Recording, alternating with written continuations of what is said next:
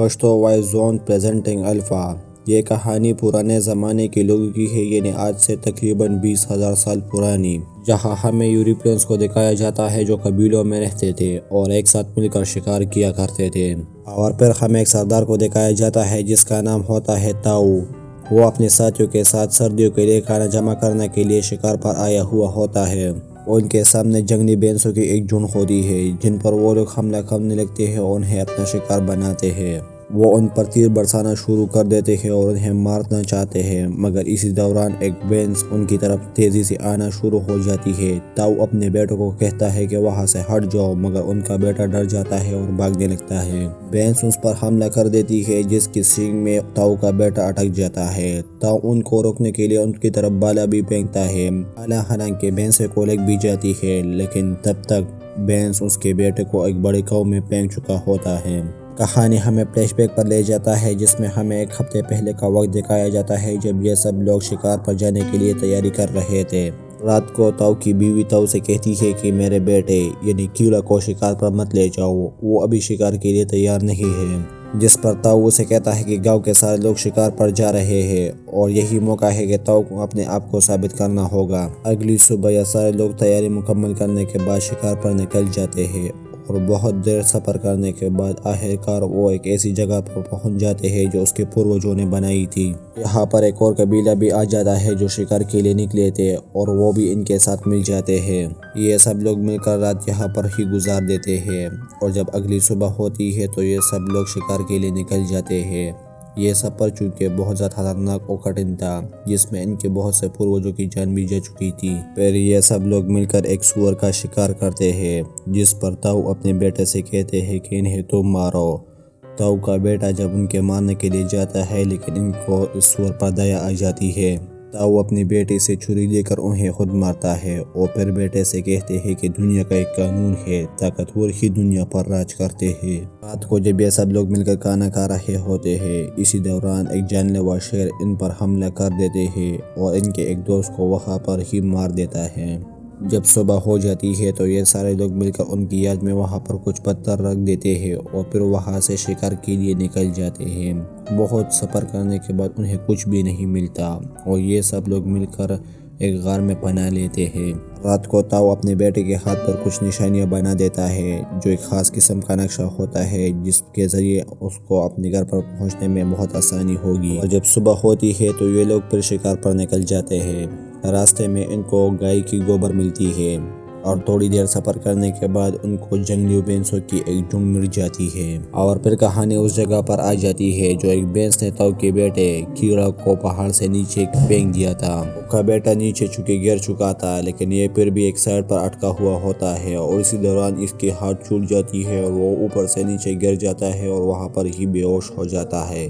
تاؤ اپنے بیٹے کو بچانے کے لیے نیچے جانے کی کوشش کرتا ہے تو ان کے ساتھی ان کو روک دیتا ہے اور کہتا ہے کہ آپ ہی ہمارے سردار ہو، اگر آپ ہی نہیں رہے تو ہم کیا کریں گے۔ تاؤ پوری رات کیڑا کو آوازیں دیتا ہے لیکن کیڑا کی طرف سے کوئی جواب نہیں آتا، جس پر وہ لوگ سمجھ جاتے ہیں کہ کیڑا شاید مر چکا ہے اور پھر وہ لوگ ان کی یاد میں وہاں پر بھی پتھر رکھ دیتے ہیں۔ پتھر رکھنے کے بعد یہ سب لوگ شکار کی طرف جاتے ہیں اور وہاں سے اپنا شکار اٹھا کر گاؤں کی طرف نکل پڑتے ہیں۔ اب یہاں پر ایک گدھ آ جاتی ہے اور کیڑا کو نوچنے والا ہوتا ہے اور اسی دوران کیڑا ہوش میں آ جاتا ہے اور اس گدھ کو مار دیتا ہے۔ اب کیڑا اٹھنے کی کوشش کرتا ہے اور اس پہاڑ پر چڑھنے لگتا ہے لیکن اس کا پیر چونکہ بہت زیادہ زخمی تھا تو وہ واپس ہی گر جاتا ہے۔ اسی دوران موسم خراب ہو جاتی ہے اور بہت سارا بارش شروع ہو جاتا ہے جس کی وجہ سے نیچے ایک ندی بن جاتی ہے اور کیڑا اس ندی میں کود جاتا ہے اور ندی میں کودنے سے اس کی جان بچ جاتی ہے۔ اگلی صبح جب کیڑا اٹھتا ہے تو وہ اپنے پیر کے ساتھ کچھ لکڑیاں باندھ دیتا ہے اور پھر واپس آگے چلنے کی کوشش کرنے لگتا ہے اور پہاڑ پر چڑھ کر وہ اس پتھروں کے پاس آ جاتے ہیں اور ان کو سمجھ آ جاتا ہے کہ میرے فیملی نے سمجھ لیا ہے کہ کیڑا مر چکا ہے اور پھر ہمت کر کے آگے بڑھ جاتا ہے۔ یہ رات ایک سوکھی سی ٹہنی پر گزار دیتا ہے اور جب اگلی صبح یہ پانی بھرنے کے لیے جاتا ہے تو اسی دوران ان کی طرف کچھ بھیڑیا آ جاتے ہیں وہ ان کا شکار کرنے ہی والا ہوتا ہے تو کیڑا وہاں سے بھاگنے لگتا ہے اور اس ٹہنی پر واپس چڑھنے کی کوشش کرتا ہے، اور اس دوران ایک بھیڑیا اس کو پکڑ لیتا ہے۔ کیڑا اسے چاقو سے زخمی کر دیتا ہے اور واپس اس ٹہنی پر چڑھ جاتا ہے اور رات وہاں پر ہی گزار دیتا ہے۔ اگلی صبح جب کیڑا اٹھتا ہے تو وہ دیکھتا ہے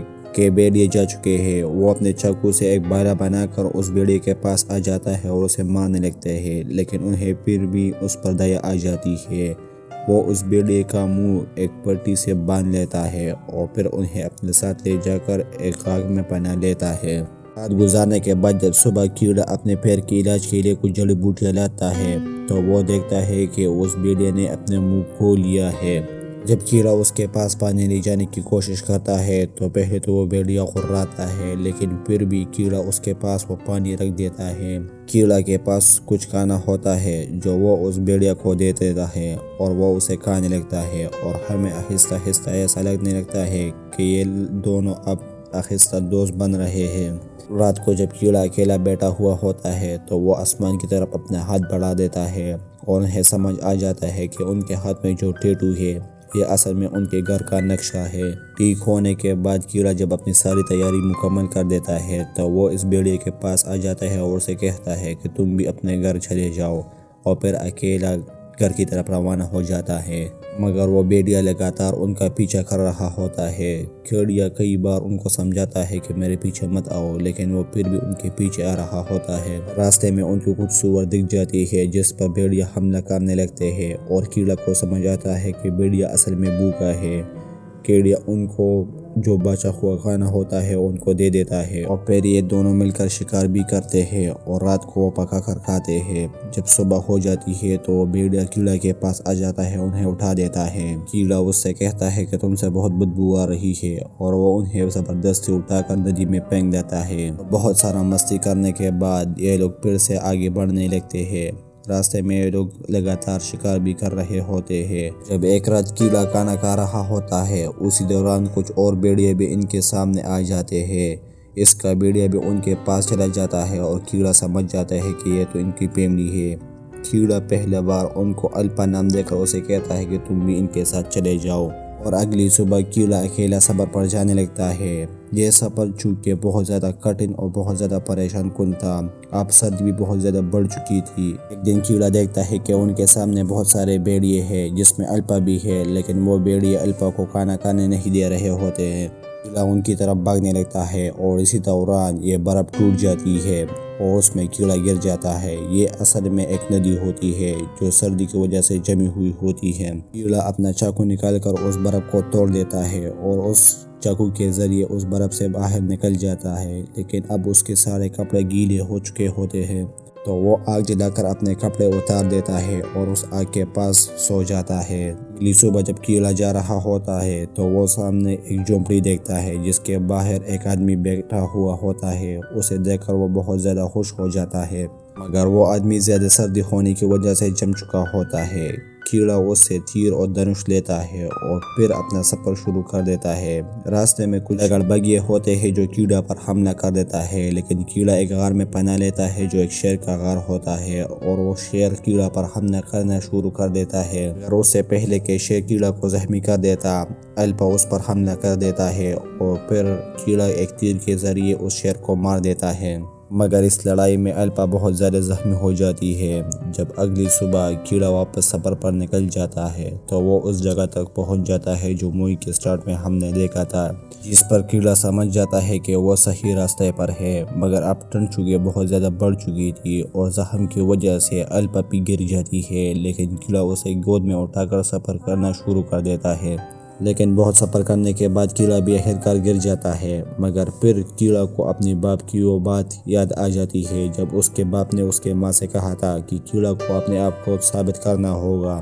کیڑا جھٹ سے اٹھ جاتا ہے اور اپنا سفر دوبارہ شروع کر دیتا ہے، اور آخرکار وہ اپنی فیملی اور اپنے گاؤں میں پہنچ جاتا ہے۔ باپ اپنے بیٹے کو آتا دیکھ کر حیران ہو جاتا ہے اور جھٹ سے اس کے پاس چلا جاتا ہے اور اسے گلے ملتا ہے، مگر کیڑا اپنے باپ سے کہتا ہے کہ میرے الفا کو بچاؤ کیونکہ وہ بہت بیمار ہے۔